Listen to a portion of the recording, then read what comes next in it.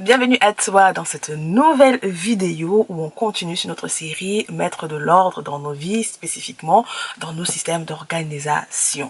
On a fait esprit, corps et aujourd'hui on entre au niveau de l'âme. Voilà pour clore le mois sur nos systèmes d'organisation pour bien prendre soin de nous cette année. Alors qu'est-ce que l'âme concrètement? Bon, j'utilise des termes spirituels parce que bon, en tant que chrétienne, mon vocabulaire est teinté de chrétienté, de spiritualité. Mais l'âme, concrètement, c'est tout ce qui va concerner notre vie intérieure, tout ce qu'on considère comme la santé mentale, voilà, ce qu'on nous pensons, nos pensées, l'intellectuel, c'est-à-dire notre intelligence. Donc vraiment le cœur, l'intérieur, voilà. Nous avons le corps, nous avons l'esprit qui est en lien avec la spiritualité, la divinité, le divin, voilà, ce en quoi nous croyons, que ce soit nous, la science, le monde, les faits, Jésus, Bouddha, Allah, tout le reste là. Et maintenant au niveau de l'âme, c'est vraiment l'état de notre cœur, l'état de notre santé mentale et également notre intelligence, notre réflexion, notre capacité à réfléchir, à vouloir, la volonté. C'est ça qui entre dans l'âme. Alors, bien évidemment, je vais te proposer des idées. Je te propose mon système pour te donner de l'inspiration, pour t'inviter, parce que je crois que ça fera la différence durant cette année, d'avoir des choses en place pour ne pas se laisser couler comme ça et ne pas laisser l'année nous traverser et qu'on se retrouve à la fin de l'année. Mais qu'est-ce qui s'est passé? Et je n'arrive pas à voir ce que j'ai pu faire de mon année. Je n'arrive pas à voir de manière tangible mon évolution, ma croissance. Donc, aujourd'hui, qu'est-ce que concrètement tu peux mettre en place comme système pour prendre soin de ton âme, de ton être intérieur, de ta vie intérieure? Premièrement, comme d'habitude, le journaling, c'est gratuit, c'est free, c'est libre. Voilà, c'est une des pratiques que je te referai pas le A à Z parce que je pense qu'il y a des vidéos qui pilulent sur YouTube et qui en parle beaucoup mieux que moi. Et je pense que ChatGPT t'aidera, franchement, si tu veux comprendre pourquoi c'est important et comment faire. Voilà. ChatGPT, voilà, les nombreuses vidéos où des personnes beaucoup plus articulées pourront te parler du journaling, que c'est bien fait. Je crois que tu ne manques pas de savoir à quel point c'est bénéfique. Mais si jamais tu cherches une inspiration supplémentaire, c'est bien, faut le faire. Mets-toi au journaling. Ça fait plus de 10 ans que je fais du journaling, franchement. Aujourd'hui, on est... ah ouais, ça fait très longtemps. Ça fait vraiment très longtemps que j'en fais. Quand je dis plus de 10 ans, c'est pour ne pas dire 15 ans, quoi. Ça fait très longtemps. Et donc, moi, je le fais de manière très libre. Je t'ai fait une petite vidéo pour te parler de ma manière de faire, qui est vraiment free de chez free. Mais si tu as du mal à t'y lancer, tu as plein de prompts sur Pinterest également, qui peuvent t'aider, qui peuvent te donner une ligne directrice pour t'y mettre. Et je t'assure que les bienfaits ne sont pas exagérés, ce n'est pas un mouvement de mode. Les bienfaits sont avérés, que ce soit le fait que tu écrives, le fait que tu puisses mettre des mots sur ce que tu ressens, le fait que tu puisses organiser tes pensées, organiser tes émotions sur papier, ça te rend plus conscient. Donc je t'invite véritablement à prendre cette habitude-là. Je t'ai déjà parlé de mon petit carnet, mon petit carnet de journaling. Malheureusement, je ne peux pas te le montrer, t'ouvrir et te le montrer parce que c'est personnel, c'est ma life, c'est l'intérieur de mon cœur. Donc je ne peux pas vraiment te l'ouvrir comme ça. Je t'ai montré quelque chose, une de mes entrées qui n'était pas très personnelle dans ma vidéo, donc tu peux aller voir à quoi ça ressemble. Mais vraiment, il y a différentes manières de faire du journaling. C'est pas une vidéo sur le journaling, mais il y a différentes manières. Tu peux faire du junk journaling, c'est-à-dire sens-toi libre, un moment où tu exultes toutes tes colères de la journée, où tu écris. Tu peux même faire du journaling audio si jamais tu as du mal à écrire. Voilà, tu peux faire audio, mais c'est vrai que écrire, l'action d'écrire sur papier, de poser les mots, c'est également très introspectif, très réflectif. Donc je t'invite vraiment à moins prendre cette habitude-là cette année. Tu n'as pas besoin de faire tous les jours, tu fais à la fréquence dont tu as besoin. Ok, ça c'est vraiment la première manière de prendre soin de sa santé mentale. Voilà, bien évidemment, si c'est trop compliqué, tu peux également aller voir un psy. Voilà, quelqu'un qui va t'aider par rapport à cela. Mais je crois que le psy ou tout ce qui est traitement médicamenteux n'annule pas le journaling. C'est des choses qui vont marcher main dans la main, donc n'hésite surtout pas. Ok. Ensuite, on passe maintenant à tout ce qui est intellectuel. Parce que comme je t'ai dit, l'âme comprend également notre intelligence, donc notre capacité à réfléchir, tout ce qui est culturel, tout ce qui est éducation. Et là maintenant, moi cette année, j'ai entamé, en tout cas, je vais mettre en place mon curriculum extrascolaire. Je pense que tu as vu traîner la trend à fond sur Internet. Moi, c'est depuis l'année dernière que je l'ai vu. Ça a commencé très tôt l'année dernière. Et je trouve ça vraiment fabuleux.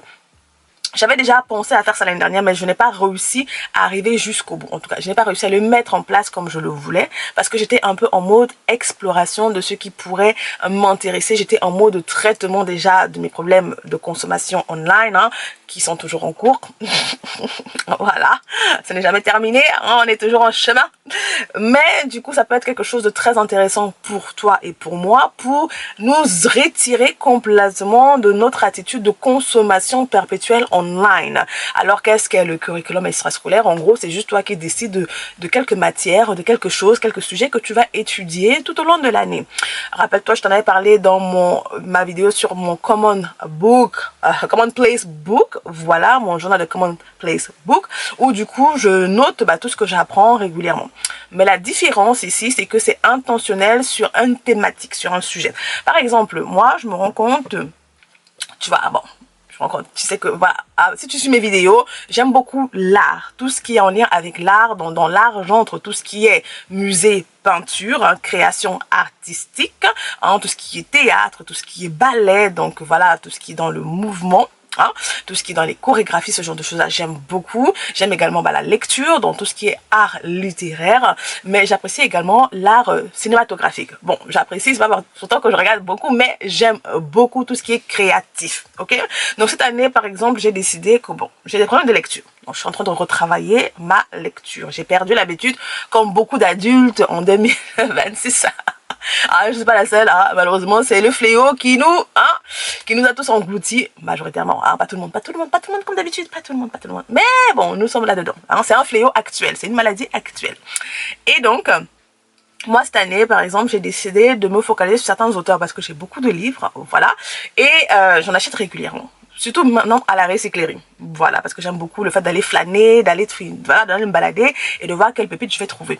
Mais je me suis rendu compte que j'ai pas mal d'auteurs et je voudrais me focaliser sur certains auteurs. Par exemple, notamment, moi cette année, je me suis dit que j'aimerais bien faire ma collection j'ai qui? J'ai Émile Zola. J'ai quand même quelques livres d'Émile Zola. Donc, je suis vraiment dans l'aspect classique. Hein. Émile Zola, j'ai Alexandre Dumas et j'ai Jules Verne. Voilà, ces trois auteurs-là, j'aimerais vraiment beaucoup lire les livres que j'ai d'eux. Parce que par exemple, pour Émile Zola, j'ai Thérèse Raquin, L'Assommoir, Au bonheur des dames, Germinal, La fortune des Rougon. Alexandre Dumas, j'ai Les Trois Mousquetaires, La Reine Margot, Le Comte de Monte Cristo, La Dame de Montsoreau. Jules Verne, alors, c'est la pépite. Là-bas, c'est... j'ai beaucoup de lui et j'ai beaucoup lu de lui et je voudrais relire les livres que j'ai lus. Et j'ai quelques policiers, notamment Mary Higgins Clark que j'ai, en plus de Agatha Christie. Mais Mary Higgins Clark, je l'ai jamais lu et pourtant j'ai plein de livres à elle que j'avais. À un moment donné, j'étais inscrite à France Loisir. Je sais pas si ceux qui se rappellent de France Loisir. En tout cas, moi, j'étais abonnée à France Loisir, donc du coup, j'avais des livres chaque mois et tout. Et c'était Mary Higgins Clark. Donc j'ai quand même une petite collection. Donc je me suis dit que, à titre personnel, dans mon curriculum extrascolaire de l'année, je vais essayer, hein, c'est une ligne directive, c'est pas la prison ici, hein, on n'est pas à l'armée, c'est une ligne directive et c'est quelque chose que j'aimerais bien voir si ça va attirer mon attention, si ça va m'aider, voilà, c'est une exploration, j'explore mes curiosités, ok, au niveau des artistes littéraires.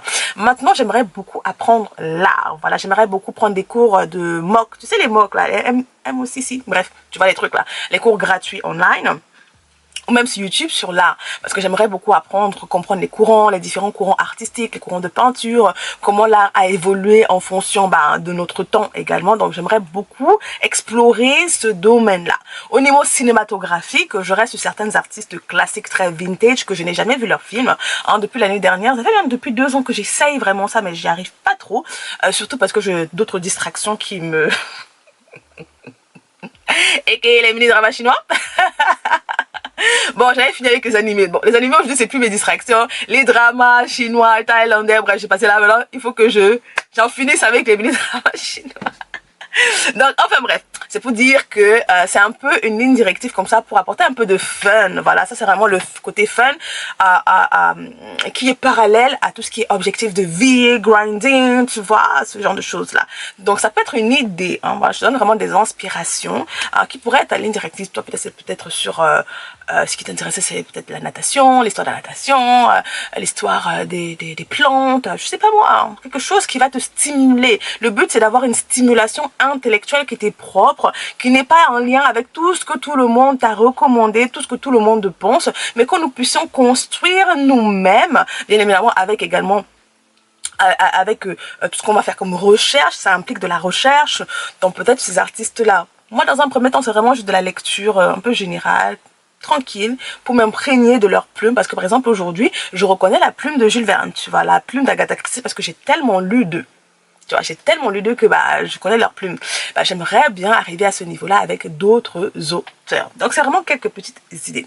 Le troisième pilier pour prendre soin de son âme cette année, c'est d'avoir un petit système pour traquer tout ce qui est consommation digitale. Et je t'avais parlé de mon petit carnet, bien évidemment, de mon petit carnet comme ça, là, que je te présenterai prochainement parce que je crois qu'il me faut quand même un peu plus de temps d'utilisation et je te ferai un bon retour. Mais déjà, pour ce que j'ai fait là, c'est très utile. En tout cas, ça change les choses pour moi. Ça m'aide.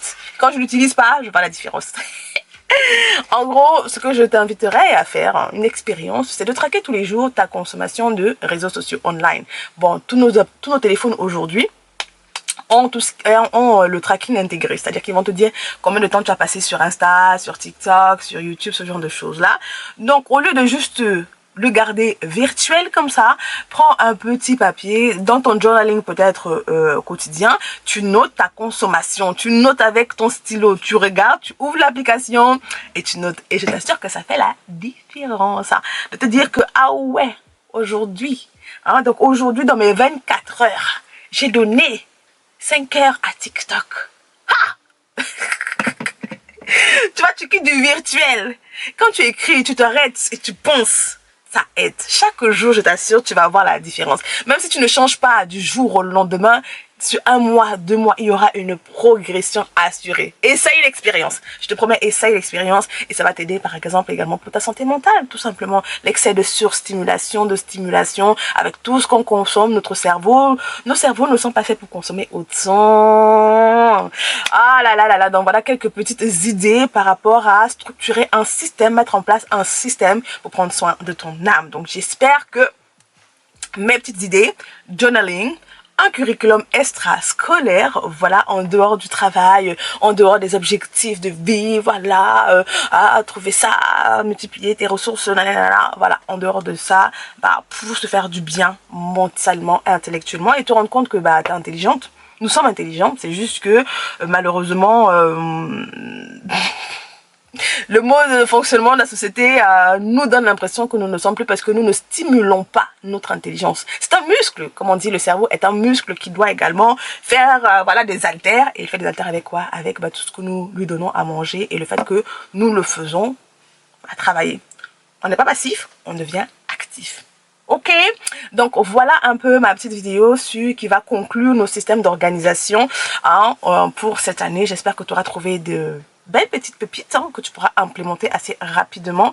Je t'ai parlé de tout ce qui est documentaire et autres, voilà. En tout cas, trouve des sources vraiment pour t'éduquer. Ça peut être Substack, ça peut être t'abonner à un journal, mais un journal pas de junk information, you know, but vraiment quelque chose de concret, de sensible. Ça peut être pour toi des recherches scientifiques que tu aimes bien, que tu voudrais approfondir. Vas-y, lance-toi, explore, voilà, explore. Et tu vas voir qu'il y a des connexions qui vont se faire à gauche, tu vas avoir de nouvelles connexions et ça va même changer ta façon de voir le monde et tout. Et tu vas voir, ça te donne aussi beaucoup de repos intérieur. Donc, sur ce, dis-moi ce que tu en penses en commentaire. Si tu as d'autres systèmes, si tu as d'autres choses que tu fais, n'hésite pas à me dire en commentaire. Moi, je cherche toujours de nouvelles idées. Mais oui, je cherche toujours de nouvelles idées et je suis toujours preneuse. Donc, sur ce, on se dit à la prochaine fois. Prends soin de toi. Et je te fais plein de bisous. Bye bye.